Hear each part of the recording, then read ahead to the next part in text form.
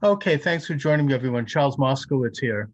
I do go live Monday through Friday, 12 noon to 1 p.m. Eastern Standard Time, and I was scheduled to have Jay Dyer come on with me today from Esoteric Hollywood.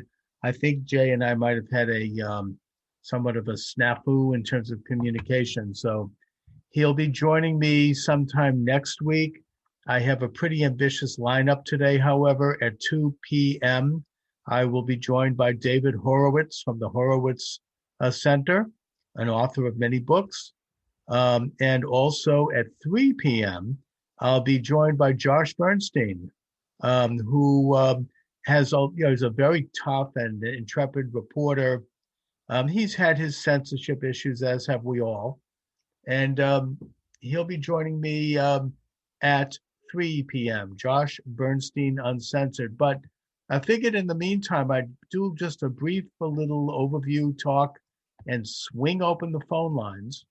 You're welcome to join me at 617 396 4958. That number again is 617 396 4958. Now, as I predicted, and as many people predicted, the big fight this year, and I would suggest the fight that will determine the future of our republic and of our ability to govern ourselves, is going to be voter reform. Now, I want to be careful about how I talk about this because I am on YouTube, and I know that this issue is a little sensitive for some of the YouTube censors. So, I mean, it's kind of in this day and age and in the situation that we're in, we have to weigh and measure those factors, what we can talk about, what we can't talk about. And, we all go forward in life generally, and certainly anyone who does any broadcasting goes forward with a certain degree of self-censorship. I certainly have always exercised those sorts of restraints.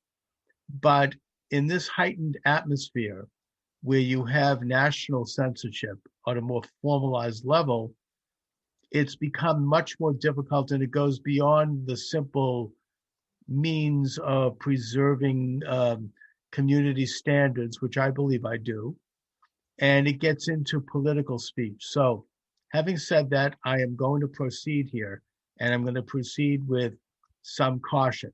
Let's just put it that way. I'm not totally free to talk. But so getting back to the subject that I want to discuss, we are indeed facing a huge battle, both under the hood, so to speak, in a way outside of the view of the media and in public, with regard to attempts by the American public. And when I say the American public, I'm talking not just, us, deplorables, the 75 million people who we know voted for Donald Trump, and that's whom we know voted for Trump. I'm talking, independents, well-meaning Democrats, disaffected Democrats, even some liberals are concerned about the transfer of voter regulation away from its rightful place, where it is to reside constitutionally, and that is with the state legislators and the people who elect state legislators, and on to unelected people or unauthorized people. In the case of the 2020 election, that included secretaries of states, governors, judges. But now, with a new bill before Congress put forth by the radical left, it will nationalize election control.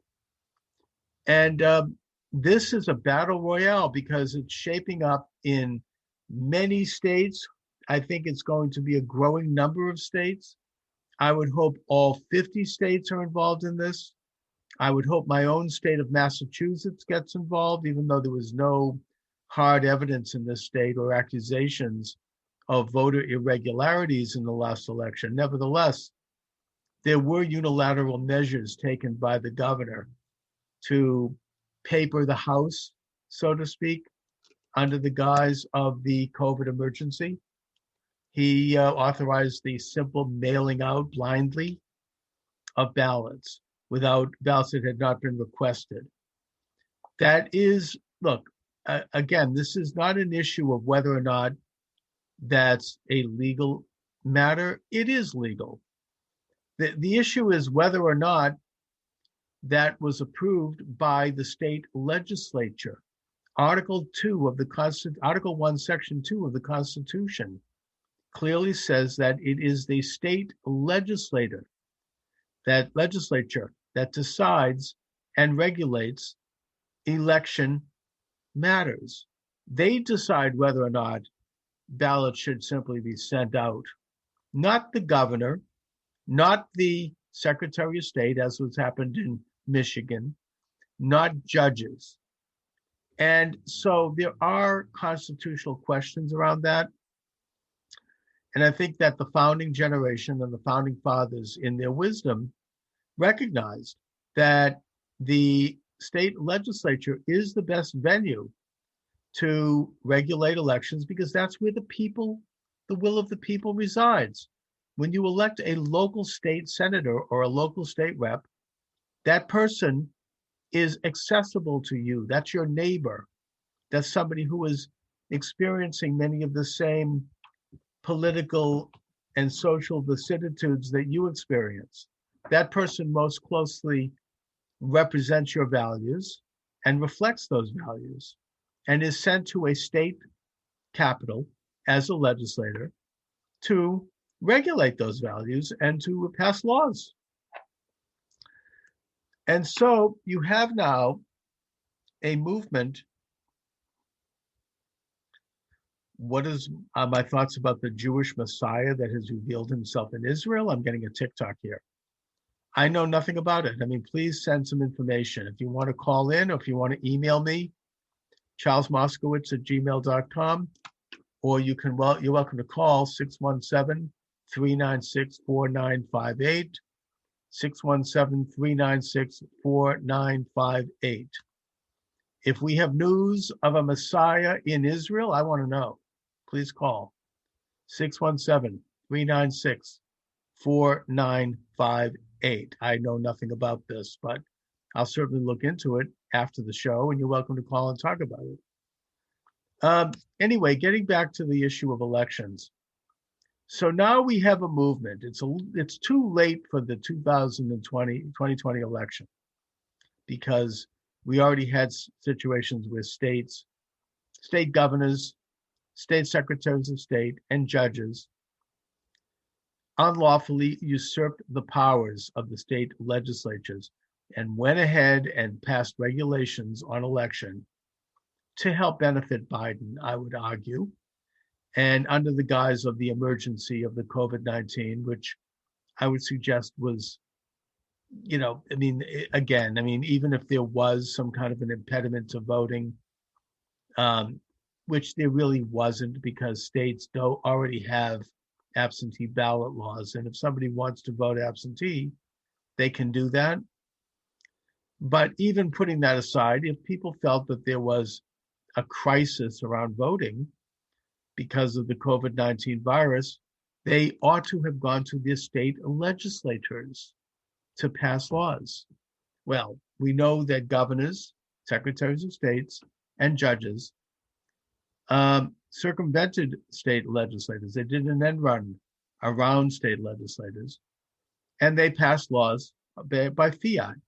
We now have a movement by which people in states are taking back their states and saying no to this.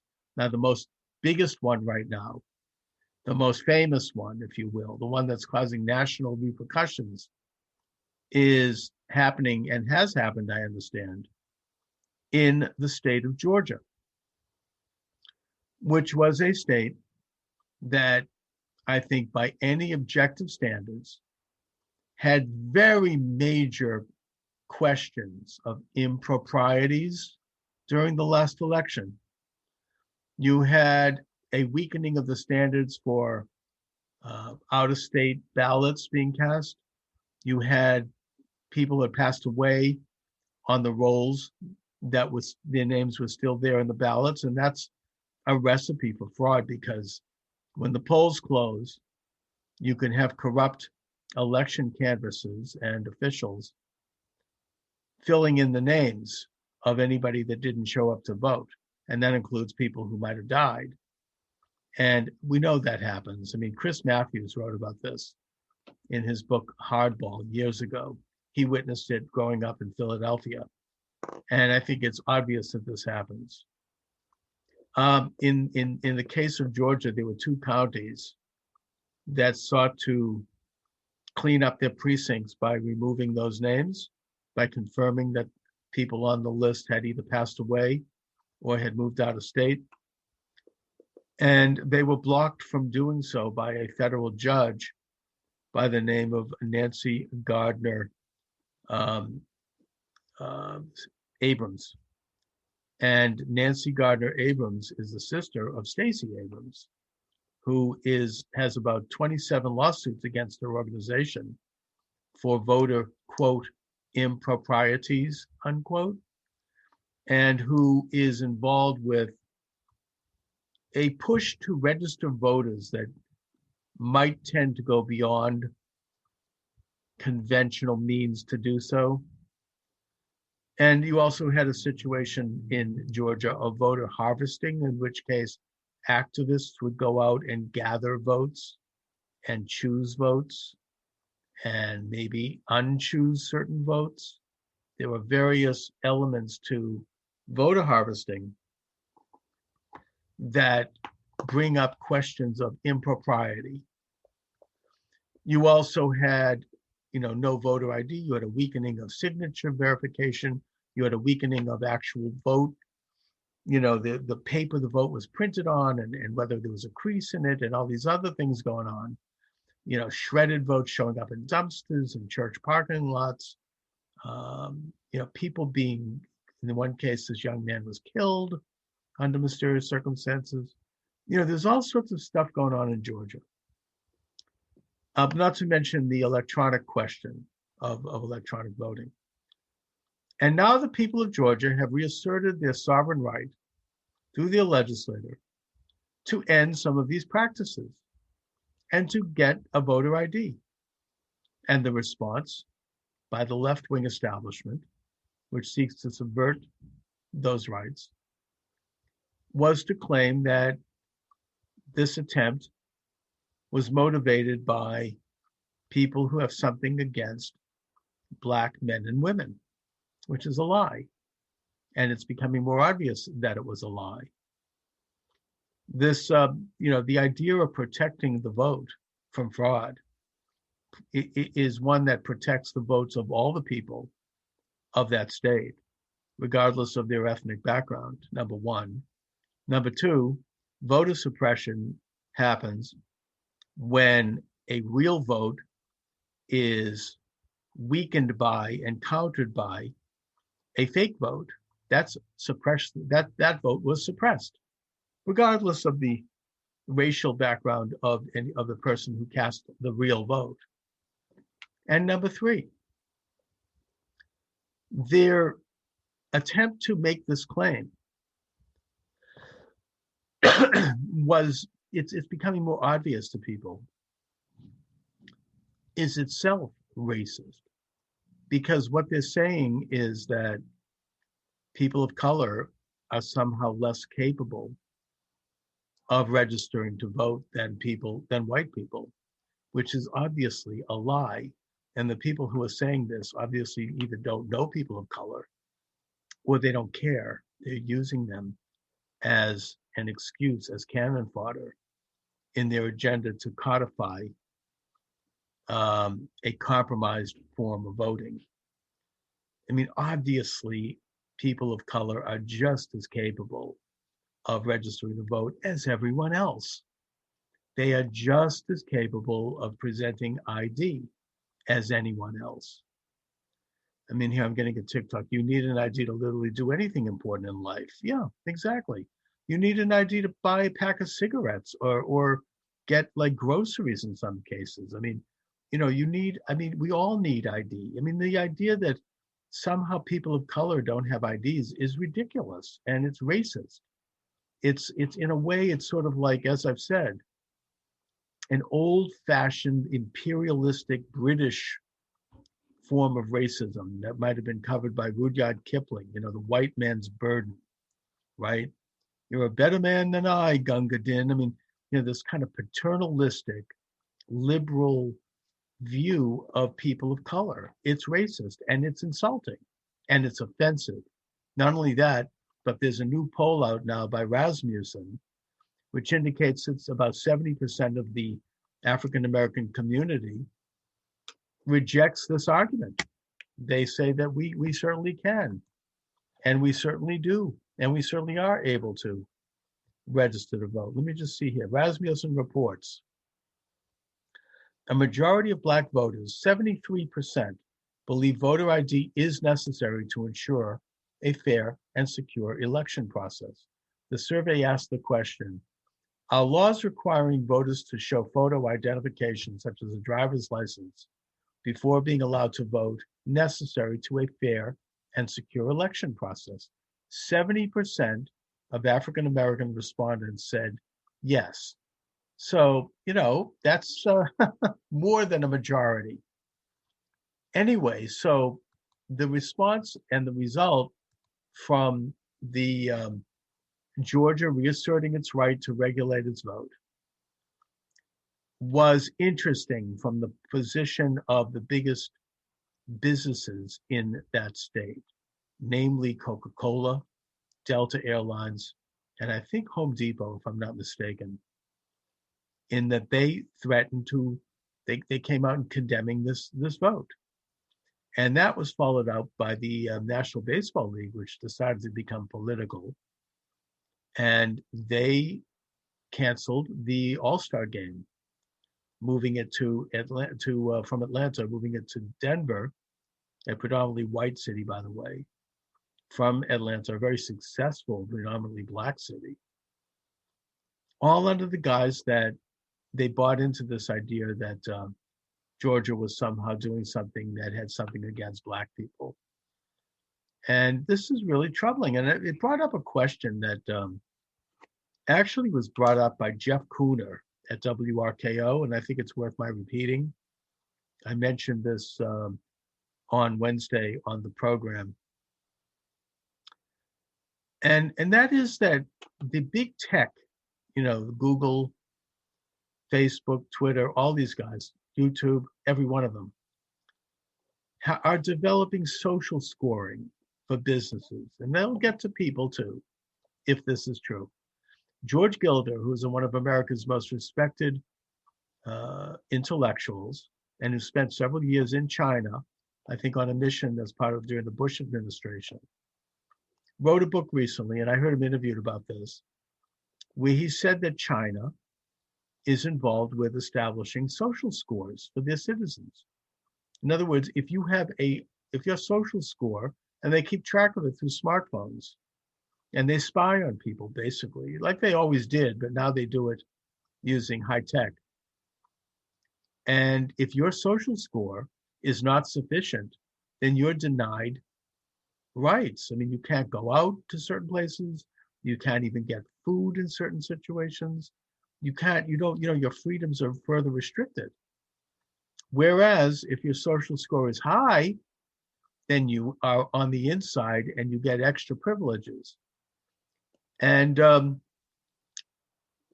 George Gilder, in this interview, said that this is going to happen in the United States because Google and all these companies who want to do business in China and who make compromises to do so eventually are going to implement this system in the United States.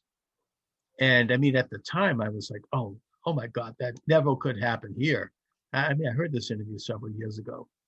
I'm like, this is horrifying. How could this happen in America? Well, according to Jeff Cooner, and I think he's a pretty good source, this is what this is about with regard to big businesses in this country, like Coca-Cola and Delta. They are responding to a social scoring that has three parts. E, S, and G. E stands for environment. S stands for social justice or socialism. And G stands for governance. And they get rated on all three of these things in terms of how left-wing they are. And so the further left they are, the higher their rating, in which case they get more prominence in SROs on Google, and they get, better placement and more praise and more clicks and more visits and more praises and more likes and more of this and more that. And if they place low on the scale, like I probably do, because my YouTube channel has been demonetized and it has been, it's been shadow banned, I've been told, then they get very little privileges. And, look, I can assure you from having been in politics myself that politicians love to see their big fat face on television, and they like to see their name in the paper. They like to get reporters calling, giving them interviews, being asked questions about what they think about X, Y, and Z. You get almost a messianic complex. You start to think you're important, right? And to have this taken away is a devastating thing. You become invisible. In many cases, these people are narcissists and are psychopaths, and they lose their sense of existence if they're not on television or if they're not heard. And that includes conservatives, by the way. We're not just talking left-wingers. And so there is, as a result, and it's a psychological thing, that people do make compromises and they do trim their sails in terms of taking a moral stand or a stand that may not agree with this fascistic clique that consistently runs and controls the means of communication, because they don't want to get a lower score. And so they kowtow to it. And that is why, and Jeff Kuhner was speculating on it. He didn't state it as fact, but I think it's very plausible and most likely. That is why big companies like Coca-Cola and Delta Airlines are calling for a boycott of Georgia, and why Major League Baseball, of all things, would close down the All-Star game in Atlanta. Baseball is now political. We can no longer, traditionally we would look to baseball and football and basketball and our sports as a place where we could get away from politics, where we could enjoy that's why they call it the national pastime. We can enjoy some recreation and get together where you have people from all political persuasions, all walks of life, join together and enjoy a game. I think even like in Israel, there's an example, like with the Super Bowl. Americans, who emigrated to Israel, love the Super Bowl. And every year they rent out this ballroom in a big hotel in Tel Aviv, and you have Israeli Jews from America getting together with kosher hot dogs and beer, so they can watch the Super Bowl. And it includes people who generally would never get together, ultra-Orthodox Jews wearing payasas and black clothes, together with very secular, non-religious Jews, who people would never rub shoulders, but they all come together because they put aside their beliefs for the day and their politics so that they can watch a football game. That's what sports is all about. It's a chance for people to have a good time, just be Americans for the day. And the fact that the baseball league has stepped into politics, it's just, to me, it's like a desecration. And on a more practical level, don't they realize that they've offended 75 million Americans who voted for President Trump? 75 million Americans at least, let's just put it that way. I mean, I don't get it, but I think that's why I'm mentioning this, that Jeff Kuhner's speculation about the social scores as being a very major contributing factor to this development. Anyway, let me give out the number. I'm not going to stay on much longer. I've got two big guests coming up today, David Horowitz and Josh Bernstein. They'll be on with me at 2 p.m. and at 3 p.m. respectively, Eastern Standard Time. 617-396-4958 if you'd like to join the conversation. 617-396-4958. Now, I want to just finish up a little bit on my exposition regarding people in the respective states taking back their right to regulate voting, largely in response to some of the improprieties that occurred in the last election. It's too late for that now.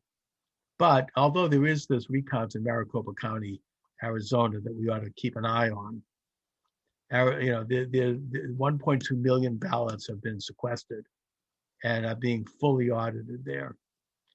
I actually have I'm not filled with hope over that, because the powers that be out there are pretty corrupt, and they're determined to stop this. There have been bags of shredded votes showing up in garbage bins. There have been really ridiculous accusations made against people who are carrying this out, that they're quote unquote conspiracy theorists and even insurrectionists. Yeah, I would suggest that, hey, they're trying to find out if there was a conspiracy. Let's have the account and see whether or not there was a conspiracy. We don't know that. We never are going to know it either, because of their efforts to prevent us from knowing it. And if they want to throw out that accusation, well, here's a chance to find out. Anyway, I'm hopeful. I'm watching it. Let's keep an eye on Maricopa County, Arizona. But, I don't know. I mean, it doesn't look great. But there are changes afoot there. And the other breaking news, there are only two other stories that I'll mention, and then I think I'm going to wish you all a wonderful afternoon. The state of Michigan finally, obviously too late, but a state judge finally came down with a ruling saying that the Secretary of State of Michigan, Jocelyn Benson, was not operating lawfully when she changed voter laws before the election that basically weakened the standards of signature checking for absentee ballots. Now, the legislature had passed a law probably 20 years ago, basically a sensible law saying that if somebody requests an absentee ballot, they get the absentee ballot, and that the clerk has a signature on file that they check with the absentee ballot when it's mailed back in, to make sure that the person mailing in their ballot was the same person as the one that originally registered to vote. Now, Massachusetts, I think, has some pretty good laws around that. But Michigan, apparently this Secretary of State decided to throw that out, right?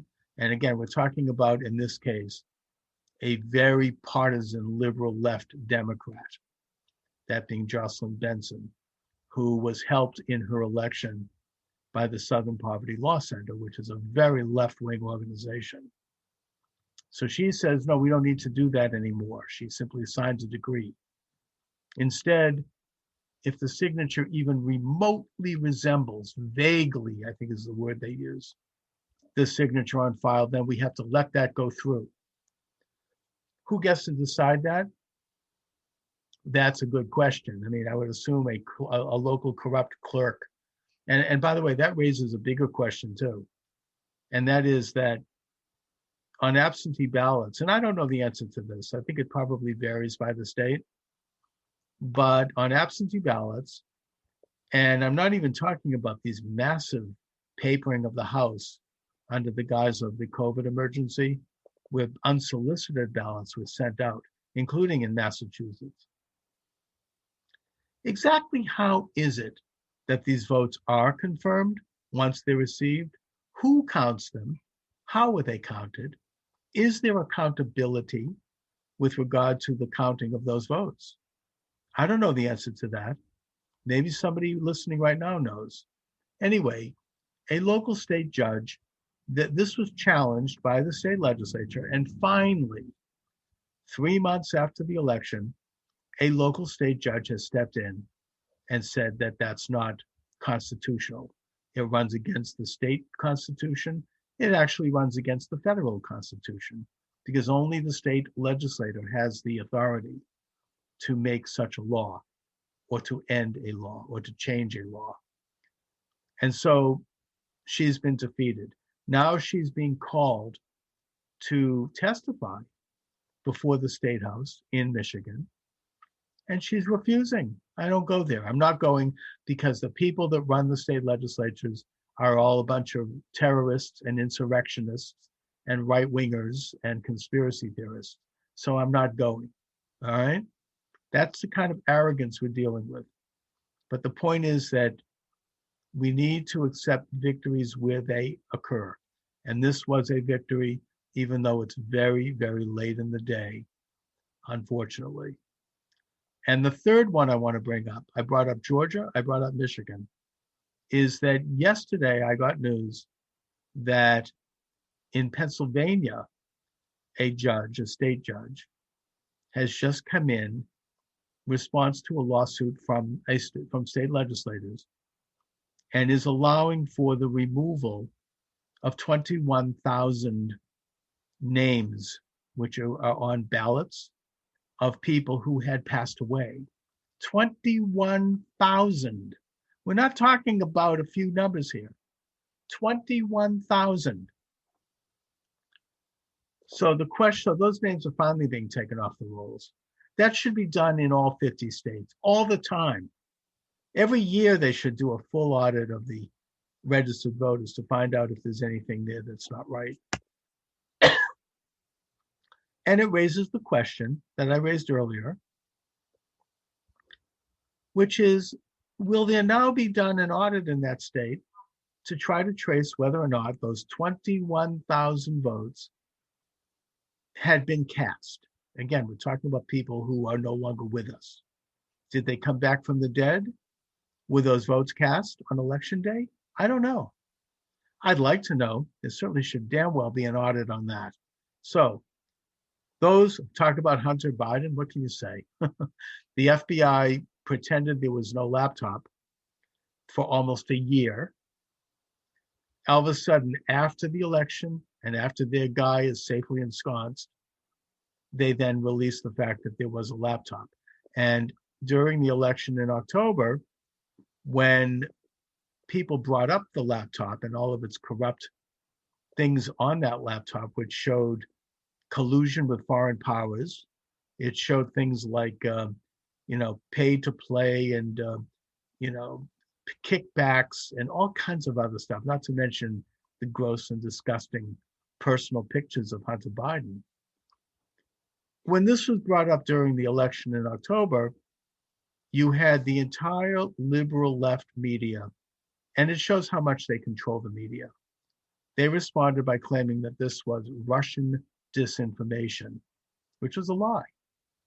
We now know that was not true. They do have the laptop, and it does have all that stuff on it. And it'll probably eventually will work its way, and it will catch up to the Bidens, I would imagine, and maybe that will end up with President Harris. I don't know. But I'm not ready to speculate on that. Nobody knows. What we do know, though, is that there was a cover-up that went on for almost a year. And by the way, that same cover-up would have exonerated President Trump during one of those phony impeachment hearings, the one with the perfect phone call, when in fact Biden himself had done, according to video, exactly what Trump was being accused of doing. Anyway, and by the way, there's some new video that's just come out with Biden that further confirms that. So, I don't know. Do I have time? I guess I have time for a phone call if anybody would like to call in and comment. 617-396-4958. 617-396-4958. Again, I've got two big shows coming up. Big shows. Big show coming up today at 2 and 3 p.m. David Horowitz and Josh Bernstein. I'm rescheduling Jay Dyer for next week. I'll let you know. Looking forward to that. The author of Esoteric Hollywood. And I got a bunch of other things coming up next week. So please stay tuned for all of that. Please subscribe to my YouTube channel. I'd appreciate that. And subscribe on TikTok if you're watching on TikTok. And my books are available at Amazon Books, Charles Moscowitz. Just put my name in the server and up they come. Anyway, thanks for watching, everyone. Charles Moscowitz signing off. God bless America. God bless all of you. Thank you.